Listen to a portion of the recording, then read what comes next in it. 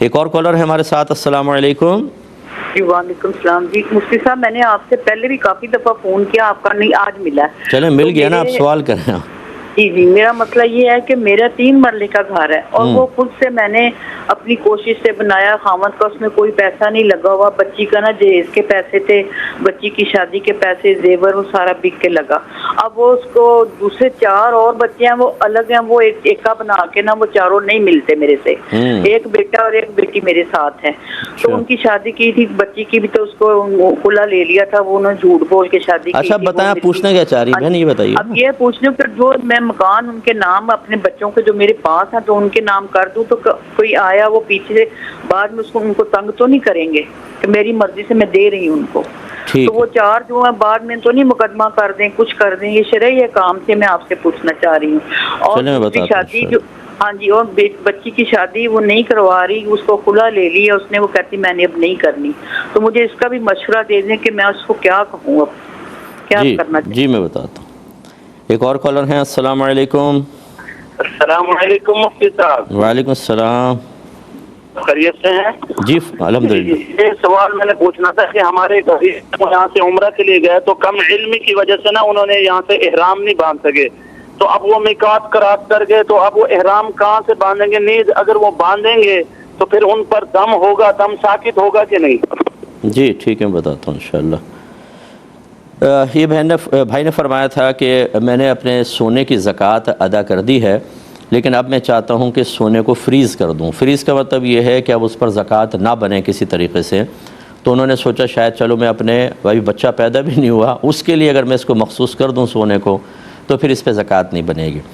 دیکھیں ایسا نہیں ہوگا, ایسا فریزنگ کا کوئی نظام ہمارے اسلام نے نہیں بنایا, نہ کوئی ایسا حکم دیا ہے. ہاں اگر آپ کا بچہ پیدا ہو جاتا, وہ نابالغ جب تک رہتا, اگر آپ اس کے قبضے میں ایک سونا دے دیتے, اور اس کے قبضے میں دینے کا مطلب صرف اتنا کہنا کہ میں نے بچے کو دیا, تو بس اس کے قبضے میں چلا جاتا, اور جب تک بچہ نابالغ رہتا پھر اس سونے کے اوپر زکوٰۃ نہیں بنتی. لیکن پھر یہ بھی یاد رکھیں, جتنوں نے ایسے بہت سے جڑ ہوشیار ہوتے ہیں کہ بچوں کے نام کر کے اور پھر سونا استعمال کرتے رہتے ہیں, شادی بیاہ میں پہن کے جا رہے ہیں, اس کو خرید و فروخت کر کے پیسہ نفع وغیرہ کما رہے ہیں, صرف زکوٰۃ بچانے کا قصد و ارادہ ایسا ہوتا ہے. یہ غلط چیز ہوتی ہے. جب آپ بچے کے نام کر دیں, اگر بچہ فزیکلی طور پہ موجود ہے تو یہ سونا اس کی ملک ہو گیا, اور ماں باپ شدید ضرورت کے علاوہ اس میں بالکل تصرف نہیں کر سکتے ہیں. جبکہ آپ کے کیس میں تو ابھی بچہ بھی نہیں ہے, لہٰذا ادھر فریزنگ وغیرہ کا کوئی تصور پیدا نہیں ہو سکتا. اس پر سال بسال آپ کو زکوٰۃ نکالنی چاہیے, اور زکوٰۃ کو بوجھ نہ سمجھیں. خدا را یہ سونا بھی اللہ نے آپ کو دیا ہے, چاہے تو 2 منٹ میں آپ کے ہاتھ سے نکل جائے, چرا کر لے جائیں, کوئی اور آپ کو بہکا کر لے جائے, کسی آگ لگ جائے گھر کے اندر اور یہ سونا پگھل کے ختم ہو جائے.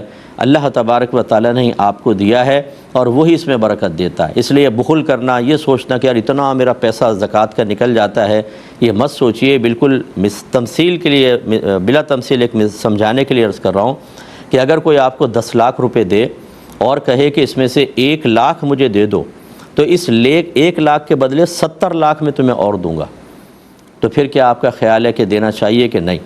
اور پھر اس پر ایک شخص یہ کہے کہ 1 لاکھ دے دوں, نہ بابا میں تو نہیں دے رہا اپنا 1 لاکھ, تو پھر یہ کتنی عجیب غریب بات ہے.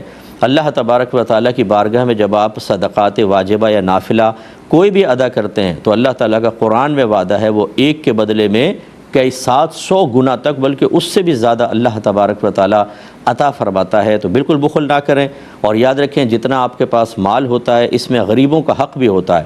جب آپ وہ حق ادا نہیں کریں گے تو بروز قیامت آپ کو اس کا بھی جواب دینا ہوگا. اس لیے ہمت رکھیں. ایک مختصر سا بریک لیں گے, ہمیں یقین ہے آپ ہمارے ساتھ ہی رہیں گے. بسم اللہ الرحمن الرحیم. یہ بہن کا کویسچن لیتے ہیں, انہوں نے کہا کہ میں نے 3 مرلے کا گھر اپنی محنت سے بنایا ہے, ہسبینڈ کا اس میں کوئی پیسہ وغیرہ نہیں تھا. اب ان کے غالباً 6 بچے ہیں, 4 جو ہیں انہوں نے گروپ بنا لیا ہے, وہ ماں سے بالکل علیحدہ ہیں, 2 بچے ساتھ رہتے ہیں.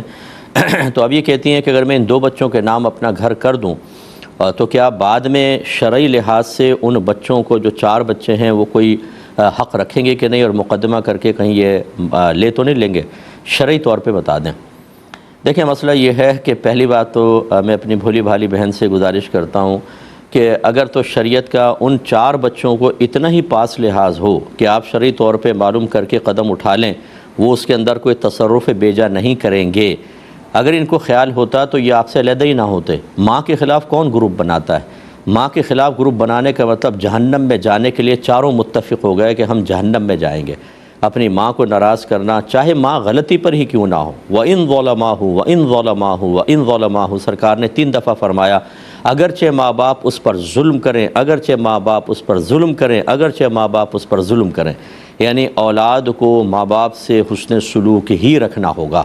تو لہذا یہ 4 جب ابھی شریعت کا لحاظ نہیں کر رہے، بعد میں کیا خاک کریں گے؟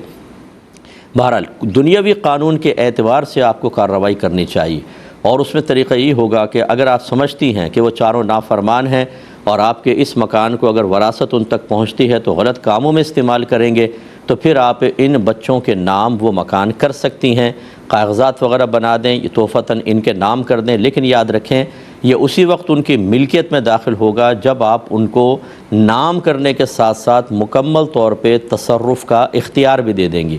تصرف کا اختیار کا مطلب کیا ہے کہ پھر چاہے یہ دونوں بچے مکان کو بیچیں، کرائے پہ چڑھائیں، کسی کو تحفہ دے دیں، آپ اس میں بالکل مداخلت نہیں کر سکتی ہیں۔ تو ان کے نام کرنے کے بعد پھر آپ کہیں کہ اگر مجھے ساتھ رکھ سکتے ہو تو رکھ لو، ورنہ میں کہیں اور رہوں گی، وہ کہیں چلیں ساتھ رہ لیں، تو پھر آپ ساتھ رہ سکتی ہیں۔ لیکن اگر آپ یہ کنڈیشن لگائیں کہ میں تمہارے نام تو کر دیتی ہوں لیکن ساتھ ہی رہوں گی، تم بیچ نہیں سکتے، تم کسی کو تحفہ نہیں دے سکتے، میرے مرنے کے بعد کرو، تو یہ کاغذی کارروائی میں تو ان کے نام ہو جائے گا، لیکن شرعی لحاظ سے ان کے نام نہیں ہوگا، بلکہ مال وراثت ہوگا، اور آپ کا انتقال ہوگا تو وہ 4 بچے بھی اس میں شامل ہوں گے۔ اور فرض کر لیں کہ اگر وہ 4 علیحدہ تو ہیں، لیکن ایسا نہیں ہے کہ وہ آپ کے تمام اس سرمایے کو نافرمانی میں، گناہوں کے کام میں لگائیں گے۔ عام طور پہ بچے تھوڑا بہت ایسا کرتے ہیں، تھوڑا بہت صحیح بھی خرچ کرتے ہیں، تو پھر صرف کچھ بچوں کو دے دینا اور باقی سب کو محروم رکھنا یہ مناسب نہیں ہوتا، مناسب نہیں ہوتا۔ تحفہ دینے کے اندر یہی حکم ہوتا ہے، تو بہتر ہے کہ آپ تھوڑا بہت ان کے لیے بھی رکھیں اور باقی ان 2 بچیوں کے لیے جو بھی 2 آپ کے ساتھ ہیں ان کے لیے زیادہ اہتمام کر لیں۔ دوسری بات یہ ہے کہ آپ نے فرمایا کہ اچھا اب جب آپ یہ اس طرح نام کر دیں گی پھر قانونی کارروائی کے اعتبار سے وہ کچھ بھی نہیں کر سکتے، اور شرعی لحاظ سے تو میں نے آپ کو بتا دیا کہ یہ پہلے دیکھ لیں کہ ان کو محروم کرنا آپ کے لیے قابل گرفت ہوگا کہ نہیں، اس کا ضابطہ بھی ذکر کر دیا۔ اور جس بچی نے خلا لیا ہوا ہے، خلا کا مطلب ہوتا ہے پیسے کے بدلے میں طلاق، یہ یاد رکھیں۔ جو بغیر پیسے کے طلاق ہوتی ہے اس کو طلاق کہتے ہیں، جو پیسے کے بدلے میں طلاق ہوتی ہے اس کو خلا کہا جاتا ہے، اور اس میں شوہر کی رضامندی ضروری ہے۔ اگر تو ایسے خلا ہوا تھا کہ لڑکی شوہر نے کہا تھا مجھے مہر معاف کر دو، یا جو میں نے مہر دیا ہے مجھے واپس کر دو، میں تمہیں طلاق دیتا ہوں، اس نے کہا یس، اور پھر یہ کارروائی ہوئی، تو خلا بالکل ویلڈ ہے اور آپ کی بچی بالکل علیحدہ ہے۔ لیکن اگر ایسا ہے کہ کورٹ سے 1 سائیڈڈ آپ نے خلا لیا، شوہر آیا ہی نہیں، اس نے طلاق نہیں دی، تو کورٹ کا خلا نافذ ہوتا ہے، لیکن ہر صورت میں بہت ہی نادر اور نایاب صورتیں ہیں جن میں کورٹ کا خلا نافذ ہو سکتا ہے۔ اگر ایسی صورتحال ہے تو آپ کی بچی اسی سابقہ شوہر کی بیوی ہے، یہ خلا ہوا ہی نہیں ہے۔ جب نہیں ہوا تو اس کو خواہ فورس کر کے آپ نکاح کروائیں گی اور وہ کسی کی منکوحہ ہوگی، دوسرا نکاح نہیں ہوگا، اس لیے پہلے اچھی طریقے سے انویسٹیگیشن کر لی جائے، پھر اس کے بعد آپ کو قدم اٹھائیں۔ ایک کالر ہمارے ساتھ ہیں، پہلے کال لیں گے۔ السلام علیکم۔ وعلیکم السلام جی بھائی جان۔ سوال ہے جی، آپ کا آواز سمجھ نہیں ہے، دوبارہ کہیے گا۔ آن لائن ٹریڈنگ کے حوالے سے سوال ہے میرا ایک۔ جی جی بولو۔ تو اس میں جو ہے آن لائن ڈالر جو ہے وہ انویسٹ کر رہے ہیں، صحیح، اس کے بعد روزانہ دیکھیں آپ کی آواز مجھے میں بڑی معذرت چاہتا ہوں، لائن میں کوئی ڈسٹربنس ہے، شاید آپ کی آواز کٹ کٹ کے آ رہی ہے، اصل میں مجھے پورا جملہ سمجھ میں نہیں آ رہا، اور جب تک سمجھ میں نہیں آئے گا میں جواب شاید یہ آن ایئر صحیح آ رہا ہوگا، لیکن میرے جو ادھر لگا ہوا ہے نا کان میں، یہ چیز اس میں صحیح نہیں آ رہا، میں معذرت چاہتا ہوں۔ ایک اور کالر ہیں۔ السلام علیکم۔ وعلیکم السلام مفتی صاحب۔ جی مفتی صاحب، یہ صلاۃ تسبیح میں اگر کوئی غلطی ہو جائے تو آخری میں سجدہ سیو کریں گے کہ نہیں مطلب کریں گے؟ غلطی کیسی مثلا بتائیں؟ جیسے کوئی چیز بھول جائے، جس طرح نہیں، اگر 10 کے بجائے 15 پڑھ لیے، 15 کے بجائے 10 پڑھ لیے، نہیں جو صلاۃ تسبیح جی تسبیح میں غلطی ہوئی نا، ٹھیک ہے، صلاۃ تسبیح نماز میں نہیں، تو آخری میں پھر سجدہ سیو کریں کہ نہیں؟ اگر سجدہ سیو کریں گے بھی تو کیا اس میں وہ پڑھیں گے 10 مرتبہ تیسرا کلمہ؟ چلیں بتاتا ہوں انشاءاللہ۔ یہ بھائی نے فرمایا کہ کچھ لوگ عمرہ کرنے گئے اور کم علمی میں یہاں سے احرام ہی نہیں پہنا، میقات کو کراس کر لیا، تو دم لازم ہوگا کہ نہیں؟ جی بالکل دم لازم ہوگا۔ اب وہ کر سکتے ہیں اگر ایسا کریں کہ میقات کراس کر لیا، اب واپس میقات کے یہاں پر آئیں، احرام پہنیں اور دوبارہ پھر داخل ہوں تو دم ساقط ہوگا، اور اگر ایسا نہیں کر سکتے تو بہرحال اب تو دم لازم ہے، جا کے عمرہ کریں اور وہاں پر پھر بعد میں دم دیں۔ اور دم کا مطلب یہ ہوتا ہے کہ جو عاقل بالغ تھے جنہوں نے کراس کیا تھا، ہر ایک پر ایک بکرا یا دمبا حدود حرم میں ذبح کرنا واجب ہے۔ یہ ایسا نہیں کر سکتے کہ وہاں جانے کے بعد پاکستان میں کہہ دے کہ وہاں پر ایک 16-17 ہزار کا بکرا ذبح کروا دینا، بلکہ وہاں پر جانے کے بعد وہیں حدود حرم میں بکرا یا دمبا ذبح کروانا ہوگا۔ اور پھر آپ کے بڑے بھولے پن سے کہنا کہ کم علمی کی وجہ سے کراس کر گئے، یہ ہم بارہا، میرے 34 سال ہو گئے مجھے تبلیغ دین کرتے ہوئے، اور یہ ہمارا 24واں سال ہے۔ کمنگ مارچ میں احکام شریعت کو 24 سال کمپلیٹ ہو جائیں گے۔ کہہ کے تھک گئے۔ یہ آپ جتنے میں مجھے دیکھتے ہیں، خدا را لوگوں میں شعور بیدار کریں، انہیں پیار محبت سے پروگرام دیکھنے کے لیے کہیں۔ میں نے بارہا کہا کہ جب آپ کسی عبادت کو اختیار کرنے لگتے ہیں، سب سے پہلے اس کے بارے میں ضروری علم سیکھنا لازم ہے، ورنہ آپ کوئی، نہ میں امپورٹنٹ ہوں نہ آپ ایسے امپورٹنٹ ہے کہ عمرہ کرنے چلے گئے تو اللہ پہ کوئی بہت بڑا احسان کر لیا، یا ہم یہ سمجھیں کہ اگر ہمارا بلاوا آ گیا تو شاید ہم بہت ہی باکمال آدمی تھے تبھی تو ہمارا بلاوا آیا، سب کا کچھ نہیں، یہ تو اللہ کا کرم ہوتا ہے کہ وہ کسی کو بھی بلا لیتا ہے، اور وہاں پر جانا کوئی اللہ رسول پر احسان نہیں ہے، اپنے اوپر احسان ہے یہ۔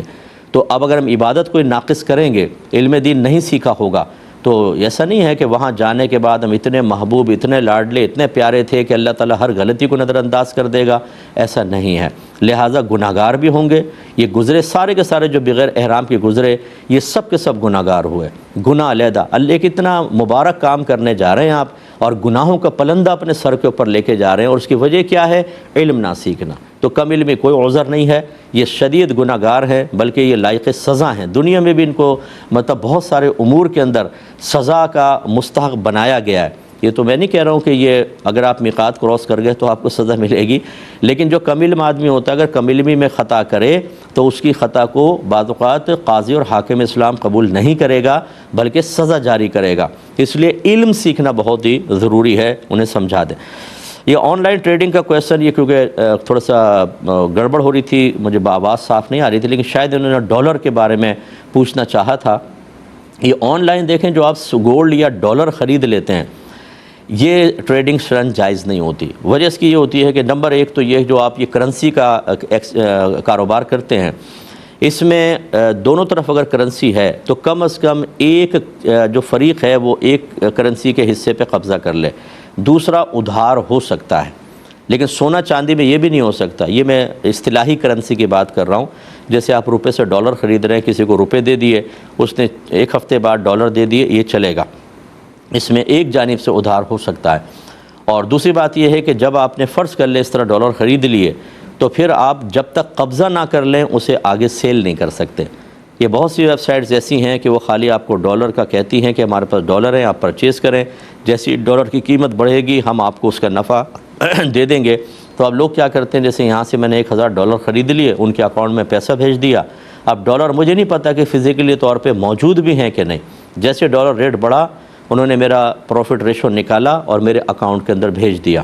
یہ ہوتا رہتا ہے، اور جب بہت سارے لوگ اعتماد کر کے پیسہ جمع کرتے ہیں تو رفع چکر ہو جاتے ہیں سب کا پیسہ لے کر۔ تو جب تک آپ قبضہ نہ کر لیں آپ نہیں اس کو آگے سیل کر سکتے۔